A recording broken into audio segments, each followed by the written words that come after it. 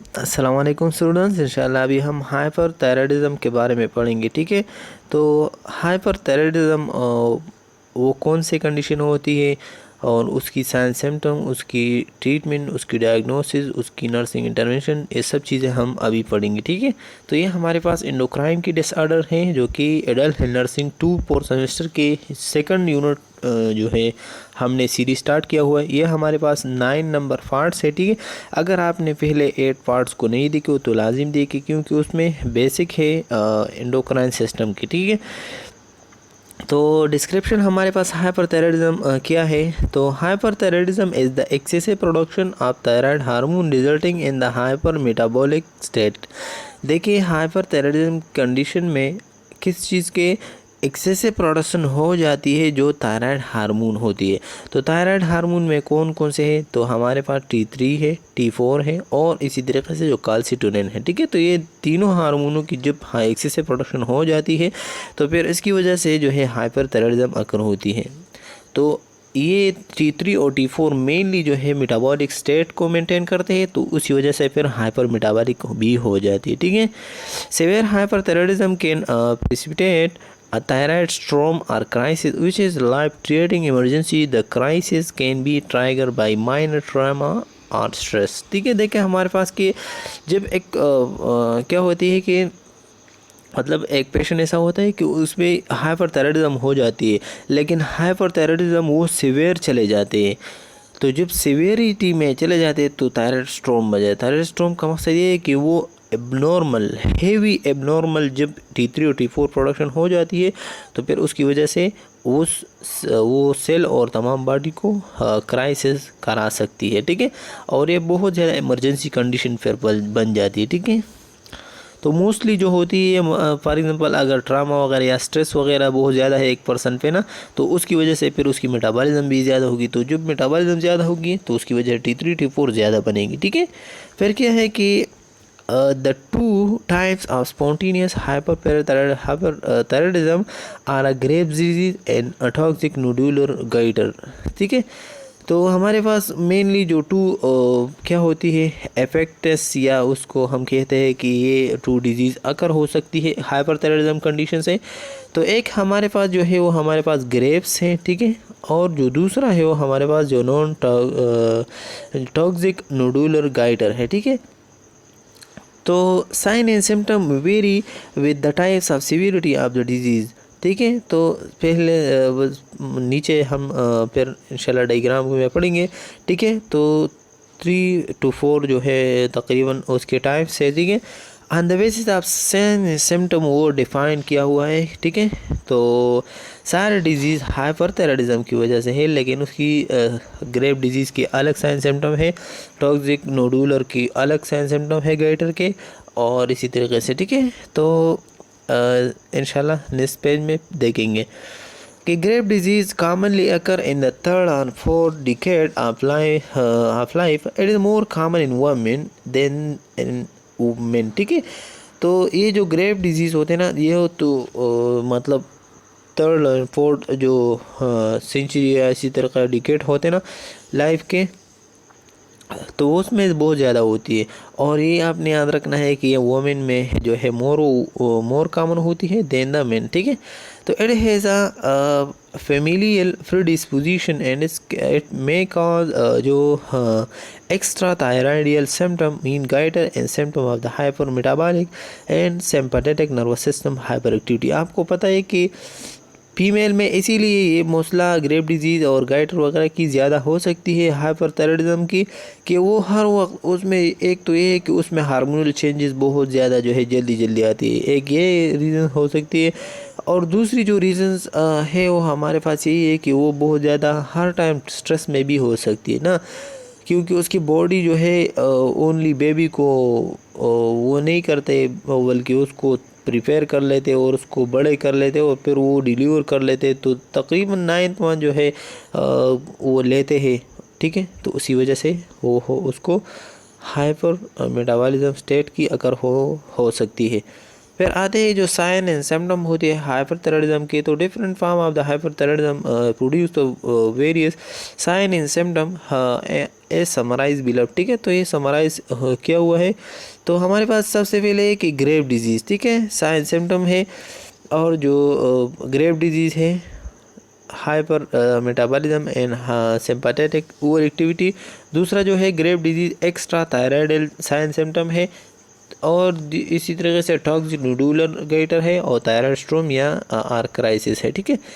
तो सबसे पहले हम पढ़ेंगे ये हमारे पास ये जो पहले वाले हैं, ठीक है। तो ग्रेव डिजीज़ इस ये हम पढ़ेंगे, ठीक है। तो देखिए हाइपरथायराइडिज्म कंडीशन में या ग्रेव डिजीज़ में उसकी जो हेयर होती है वो ब्रिटल बन जाती है, थिन बन जाती है, ठीक है। और बहुत ज़्यादा जल्दी जो है वो निकली हुई होती है, ठीक है। फिर जो इमोशनल लेबिलिटी है, anxiety and irritability, fatigue, heat intolerance, heat intolerance इसीलिए ये होगी कि उसकी मेटाबॉलिज्म ज़्यादा होती है और उस मेटाबॉलिज्म ज़्यादा होने की वजह से फिर उसमें हीट प्रोडक्शन ज़्यादा होती है, ठीक है। तो वो हीट को बर्दाश्त नहीं कर सकती। फिर क्या है कि इंक्रीज रेस्पिरेटरी रेट जो है वो क्या होती है, वो भी इंक्रीज़ होती है, ठीक है। और इसी तरीके से जो है शार्टनेस ऑफ ब्रीथ भी आ जाती है, increase sweating, loss of pubic here in women, premature greying in main, ठीक है।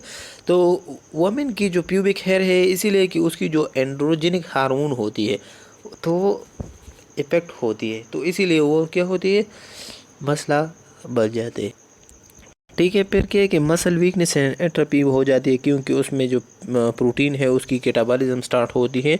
और टैकीकार्डिया एंड पाल्पिटेशन इसलिए कि उसकी हार्ट की जो आउटपुट है वो हार्ट बहुत ज़्यादा फास्टली काम करते हैं क्योंकि पेरिफेरल को ब्लड की जो है सप्लाई करना पड़ता है। फिर ट्रेमर आ जाती है क्योंकि वाइब्रेशन हो क्रिएट हो जाती है। एंड वार्म मॉइस्ट स्किन बन जाती है, ठीक है। And weight loss with increase appetite, appetite भी इंक्रीज हो जाती है, ठीक है। तो ये था हमारे पास ग्रेव डिजीज़। फिर हम पढ़ेंगे कि जो दूसरी नंबर पे जो ग्रेव डिजीज़ एक्स्ट्रा थायराइडल है, ठीक है। तो इसमें एक्सोपिथेलोमोसिस होती है, मीन उसकी जो आइज़ होती है वो बाहर की तरफ आ जाती है, ठीक है, प्रोट्रूड हो जाती है। Eye lid and are a swelled movement of the lid relation to the eye ball, ठीक है। एंड फ्री ऑर्बिटल जो एडेमा हो सकती है। फिर क्या कि pre tibial myxedema that produce rise thickness skin and hyperpigmentation acne and well democrated from ने जो नॉर्मल स्किन होती है, ठीक है। एंड क्या है कि लीशंस दैट अपेयर प्लेक्यू लाइक न्यूडल, ठीक है। तो मुख्तलिफ किस्म की पिगमेंटेशन वगैरह या उसकी जो पेट्स होती है ना वो अकमुलेट हो जाती है, ठीक है। और उसकी वजह से फिर जो हाइपर पिगमेंटेशन हो जाती है और उसकी जो स्किन होती है वो थिकन बन जाती है, ठीक है, मोटी सा होती है। फिर हमारे पास क्या है कि स्टारिंग विद डिक्रीज ब्लिंकिंग, ठीक है। तो हमारे पास क्या है कि ब्लिंकिंग फिर उसकी हो जाती है, जो आइस की होते हैं ना तो थोड़ा सा ब्लिंकिंग सा या मतलब ओपन और क्लोज की कैपेबिलिटी उसमें आ जाती है, ठीक है।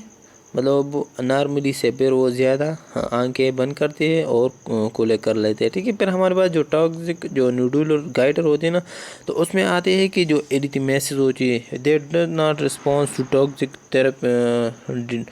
डॉक्सिकन थेरेपी, ठीक है। तो फिर क्या होती है उसकी जो हार्ट रेट होती है ना तो ये उस थेरेपी को मतलब ये जो नॉन टॉक्सिल थेरेपी तो फिर उसकी जो हार्ट की कंट्रैक्शन रिसेशन होती है वो बहुत ज़्यादा जो है वो रिस्पांस कम हो जाती है। फिर क्या होता है वो रिस्पांस नहीं करते जो थेरेपी हम करवाते हैं उसके लिए, ठीक है। मसल जो है वो वेस्टिंग आ जाती है विद वीकनेस। इसकी रीज़न्स यही है कि वो प्रोटीन की कैटाबॉलिज्म होती है इस टाइम पे। स्टेयरिंग विद डिक्रीज ब्लिंकिंग आप आई, ठीक है। तो उसमें जो आइज़ की ब्लिंकिंग होती है वो डिक्रीज़ होती है। और जो हमने पहले पढ़ा उसमें भी जो स्टेयरिंग विद डिक्रीज क्या होती है, ब्लिंकिंग होती है, ठीक है। फिर क्या है कि वेट लॉस होती है। तो आपने याद रखना है कि जो टॉक्सिक न्यूडुलर क्या होती है ग्राइटर होते हैं उसमें वेट लॉस होती है, ठीक है। लेकिन जो एक्स्ट्रा थायराइडल होती है उसमें वेट जो है वो गेन होती है, ठीक है, हमने पहले पढ़ा, ठीक है। और इसी तरीके से जो और भी है जो ग्रेव डिजीज़ के साइन सिम्टम है, ठीक है, तो उसमें भी ज़्यादा हो जाती है। फिर क्या है कि थायराइड स्ट्रोम, तो थायराइड स्ट्रोम में प्योर मोस्टली आती है। थायराइड स्ट्रोम मोस्ट वो चीज़ होती है जब नॉर्मल से बहुत सेवेयर जो है T3 और T4 बनेगा ना, तो फिर इसकी वजह से ये थायराइड स्ट्रोम बन जाती है और ये टॉक्सिक होती है। Which usually proceed thyroid storm increase blood pressure, severe tachycardia, ठीक है, in alter mental status, delirium, in coma, ठीक है, तो कोमा वगैरह इस चीज़ों में चले जाते हैं। फिर इंसान मेंटल स्टेटस ख़राब हो जाती है, एनजाइटी एंड रेस्टलेसनेस हो जाती है, ठीक है, फिर उस पर्सन को एनजाइटी वगैरह लगती जाती है, और chest pain, general worsening of all symptom, ठीक है, तो फिर उसकी जो जनरल सिम्टम होती है वो फिर वर्सन हो जाती है, सेवेयर हो जाती है, ठीक है। तो ये था हमारे पास पोर जो है उसकी जो on the basis of sine symptom different जो है उसने समराइज़ किया हुआ है, ठीक है, हाइपरथायराइडिज्म कंडीशन, ठीक है। फिर आते हैं कि जो toxic nodular goiter typically occur in elderly people at slow onset cause less severe symptom.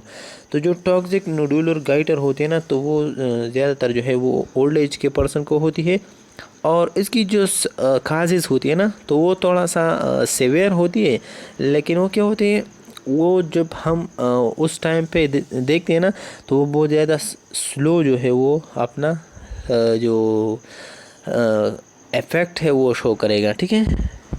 Symptom then grave disease directly show करेगा, और जो नॉन टॉक्सिक होती है ना, टॉक्सिक नोडुलर गाइटर है, वो थोड़ा स्लो अपना काज किया करेगा, सिम्टम शो करेगा।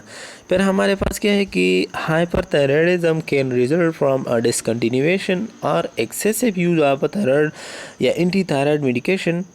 तो अगर एक पर्सन ऐसा है कि हाइपरथायराइडिज्म इसकी वजह से भी हो सकती है कि जब एक पर्सन कंटिन्यूसली थायराइड की कोई भी मेडिकेशन लेते हैं, ठीक है, एंटी थायराइड ड्रग्स, और वो एब्रप्टली जो है वो डिसकंटिन्यू कर ले, तो फिर इसकी वजह से भी मसला बन जाती है। ट्यूमर की वजह से भी हो सकती है, और that stimulate the thyroid secretion, ठीक है, अगर ट्यूमर वगैरह थायराइड में हो जाती है, तो फिर उस थायराइड में जो ट्यूमर है वो ट्यूमर ही उस ग्लैंड को स्टिमुलेट करेगा ताकि T3 और T4 की प्रोडक्शन किया जाए, ठीक है। फिर क्या है कि deterioration a pre-existing hyperthyroid state due to जो diabetes ketoacidosis, infection, trexemia and trauma और excessive iodine intake। अगर एक पर्सन ऐसा हो कि उसकी मतलब पहले से कोई भी मतलब थायराइड की जो स्टेट है, या उसकी जो डायबिटीज़ कीटोएसिडोसिस कंडीशन होती है, या कोई भी इन्फेक्शन है, या उसकी ब्लड में कोई भी टॉक्सिसिटी है, या कोई ट्रामा हुआ है, ठीक है, या बहुत ज़्यादा आयोडीन एक पर्सन लेता है ना, तो उसकी वजह से हाइपरथायराइडिज्म हो सकती है, ठीक है। तो ये सब उसकी काजेज़ है, ठीक है, और उसकी वो कंडीशन है, रिस्क कंडीशन है, ठीक है। फिर डायग्नोसिस हम वो कैसे मालूम करेंगे, तो laboratory test show increase level of the thyroid hormone T3 T4 mean tri iodothyronine and tri iodo जो है या थायरोक्सिन T4, ठीक है, तो इसकी लेवल ज़्यादा होती है ब्लड में, ठीक है। फिर हमारे पास क्या है कि जो डिक्रीज थायराइड स्टिमुलेटिंग हार्मोन, ठीक है, और जो थायराइड स्टिमुलेटिंग हार्मोन है उसकी लेवल कम होंगी ब्लड में, ठीक है, क्योंकि ये मसला जो है ये प्राइमरी है, मीन थायराइड ग्लैंड खराब है, ठीक है। इसी वजह से जो एबनॉर्मल जो ट्यूमर बना है वो थायराइड ग्लैंड में, तो थायराइड ग्लैंड से विदाउट स्टिमुलेशन जो है T3 और T4 ज़्यादा बनेगा, ठीक है। तो and increase blood glucose level, हाँ, ग्लूकोज लेवल भी ज़्यादा हो जाती है, level resulting from the impaired insulin secretion, ठीक है। तो क्योंकि ज़्यादा T3 और T4 मेटाबॉलिज्म ज़्यादा करते हैं, तो जितने भी ग्लूकोज, कार्बोहाइड्रेट, प्रोटीन, फैट्स ये हमारे बॉडी में पे रहते हैं ना, वो सब की ब्रेकडाउन स्टार्ट हो जाती है, ठीक है। पहले इलेक्ट्रोकार्डियोग्राम ECG हो जो होते हैं ना, show atrial fibrillation, P and T value या wave alternative and tachycardia. Thyroid can show increase uptake of the radio active iodine, ठीक है। तो फिर हम उसकी जो इलेक्ट्रोकार्डियोग्रामी को चेक करने के लिए फिर उसको रेडियो एक्टिव आयोडीन देते हैं, और ये फिर चले जाते हैं थायराइड ग्लैंड में, और हम फिर देखते हैं कि उसमें कोई भी एबनॉर्मल मास तो नहीं बना हुआ है, ठीक है। थ्रू एक्सरे फिर हम देखते हैं, और ये ECG में फिर भी हार्ट की जो आउटपुट है वो भी चेक करेंगे, ठीक है। फिर क्या है कि the principal goal of the treatment is to reduce thyroid hormone level, ठीक है। तो फिर थायराइड हार्मोन लेवल को हम हमारा मेन गोल यही होंगे कि उसकी थायराइड हार्मोन की लेवल कम कराया जाए। तो फिर उसके लिए हम anti thyroid medication are generally uses to pre treating patients who are elderly, ठीक है। क्या है कि are elderly are who have a cardiac disease before starting the radio iodine जो मेटामेटाजोल and profile thyrouracil and slow acting drugs that block thyroid synthesis and typically produce improvement after the 2 to 4 week therapy। अगर एक person ऐसा हो कि उसको hyperthyroidism condition हो तो उसके लिए फिर एंटी थायराइड मेडिकेशन हम देते हैं। और क्या है कि जो ये भी देखते हैं कि उसकी कोई भी मसला तो नहीं है कार्डिक वगैरह की। अगर है तो फिर हम उसके लिए अल्टरनेटिव देंगे और जो है वे तलाश करेंगे। लेकिन अगर ठीक है तो फिर उसके साथ जो है मेटामेटाजोल और जो प्रोपायोथायरोसिल और स्लो एक्टिंग ड्रग दे देते हैं ताकि ब्लॉक कर ले थायराइड सिंथेसिस को, ठीक है। जब एक पर्सन ये 2 to 4 वीक यूज़ करेगा तो फिर उसकी इफेक्ट शो होंगी, ठीक है। ठीक है, तो beta adrenergic blocker such as propranolol, ठीक है, may be use as an adjunct, ठीक है, एडजंग एडिशनल मेडिकेशन, ठीक है, to control activity of the sympathetic nervous system, ठीक है। तो फिर हम सिंपैथेटिक नर्वस सिस्टम जो नॉरएपिनेफ्रिन है तो उसकी एक्टिविटी को बंद करने के लिए हम क्या है कि बीटा एड्रेनर्जिक ब्लॉकर देते हैं इन द फॉर्म ऑफ प्रोफानोलोल, ठीक है। तो प्रोपानोलोल जो है ये ड्रग्स है बीटा एड्रेनर्जिक रिसेप्टर पे काम करते हैं और जो सिंपैथेटिक एक्टिविटी है मीन फ्लाइट जो मूड है उसको कंट्रोल करते हैं। फिर हमारे पास आते हैं कि सर्जरी के दौरान जो है फिर हम क्या करेंगे कि sub total thyroidectomy is receive for a patient very large gland, ठीक है। तो large gland and who cannot undergo other treatment and who has the thyroid cancer. Before the surgery the patient receives the anti-thyroid medication to reduce the hormone level and saturated solution of potassium iodide to decrease surgical complication, ठीक है। तो फिर हम surgery से पहले देखेंगे अगर बहुत ज़्यादा जो है वो क्या है लार्ज हुआ है तो फिर उसके लिए जो है हम क्या उसकी सब टोटल थायरॉइडेक्टोमी करवाएंगे। लेकिन अगर स्मॉल है और थोड़ा सा कैंसर वगैरह तो फिर उसके लिए वहाँ वो जो जगह है वो रिमूव करेंगे और फिर उसके लिए ट्रीटमेंट करवाएंगे, ठीक है। फिर यह है कि radio active iodine therapy also is the standard for treating the hyperthyroidism, ठीक है। तो रेडियो आयोडीन जो है ये भी एक स्टैंडर्ड प्रोसीजर है जो कि हम क्या देते हैं दे देते हैं ताकि थायराइड की हाइपरथायराइडिज्म की कंडीशन को मालूम कर लें और फिर उसके लिए मुख्तलिफ़ किस्म की मेडिकेशन प्रोवाइड करें। तो dosing is based on the patient symptom, जो डोज हम देते हैं, ठीक है, मतलब अमाउंट देते हैं ड्रग्स के तो वो हम उसकी सिम्टम के बेस पे, अगर सिम्टम सीवियर है तो ज़्यादा देंगे, अगर लेस है तो लेस देंगे, ठीक है। It is contraindicated during pregnancy और ब्रेस्ट फीडिंग में patient who receive radio iodine become euthyroid and hypothyroid requiring levothyroxine treatment. तो ये है हमारे पास कि अगर एक फीमेल जो है प्रेगनेंसी टाइम में और या ब्रेस्ट फीडिंग के दौरान ये हम नहीं दे सकते क्योंकि एक बेबी को ये चीज़ें जो है वो डायरेक्ट चली जाती है और जो पेटल की थायराइड ग्लैंड है उसको इफेक्ट हो जाती है और जब बेबी डिलीवर होंगी ना तो फिर वो ख़त्म, उसकी जो थायराइड ग्लैंड होगी वो पहले से ख़राब होंगी क्योंकि ये मदर से ये मसले और ये मेडिकेशन वगैरह उसको क्या कि डैमेज किया हुआ है, ठीक है। तो the second goal of the treatment is to prevent the thyroid storm. दूसरा हमारा गोल ये होगी कि उसकी जो थायराइड स्ट्रोम होती है मीन जो क्राइसिस होती है हाइपरथायराइडिज्म कंडीशन होती है तो वो हम क्या करेंगे कंट्रोल करेंगे। The patient is tough to take medication including are antipyretic, ठीक है, only prescribe and to seek care for infection, ठीक है। तो मतलब एडिशनल मेडिकेशन भी देंगे मतलब प्योर वगैरह के लिए ताकि प्योर को भी कंट्रोल किया जाए, ठीक है। तो हमारे पास उसके लिए फिर हम fluid and replace as a needed to prevent the condition for worsening. अगर एक पर्सन मतलब वर्सनिंग की तरफ वो ख़तरनाक कंडीशन की तरफ वो चल देना, तो उसके लिए फिर फ्लूइड वगैरह की रिप्लेसमेंट और उसको मालूम करना है कि कितनी इनपुट और आउटपुट उसकी क्या होती है, ठीक है।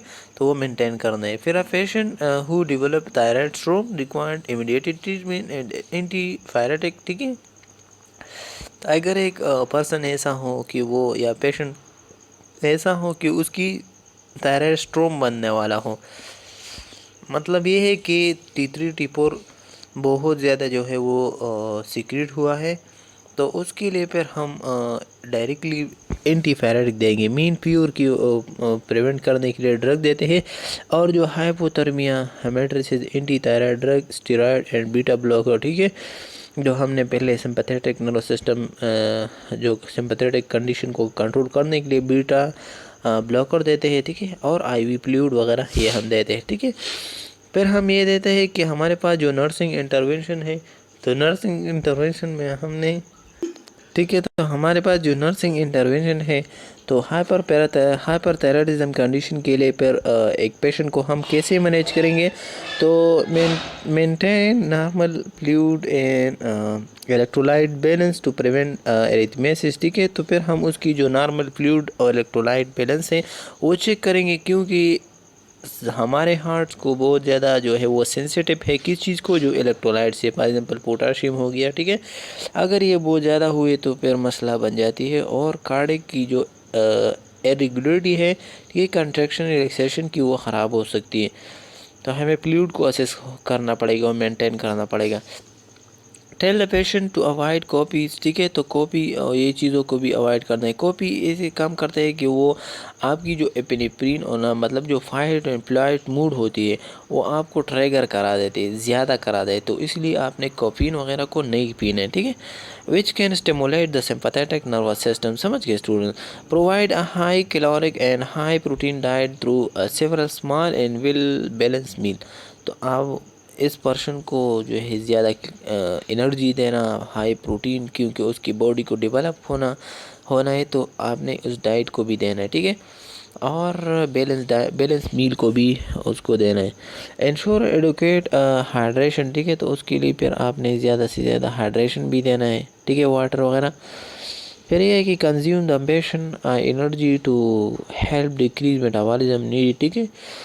तो आपने हाँ, उसको जो है उसकी जितने भी एनर्जी है उसको कोशिश करेंगे कि ज़्यादा से ज़्यादा एनर्जी दे, ठीक है, ताकि डायरेक्ट एनर्जी फार्म में दे, ताकि वो उसकी मेटाबॉलिज्म कम हो जाए, ठीक है, उसकी मेटाबॉलिज्म की नीड कम हो जाए और एनर्जी उसके पास ज़्यादा हो जाती है, ठीक है।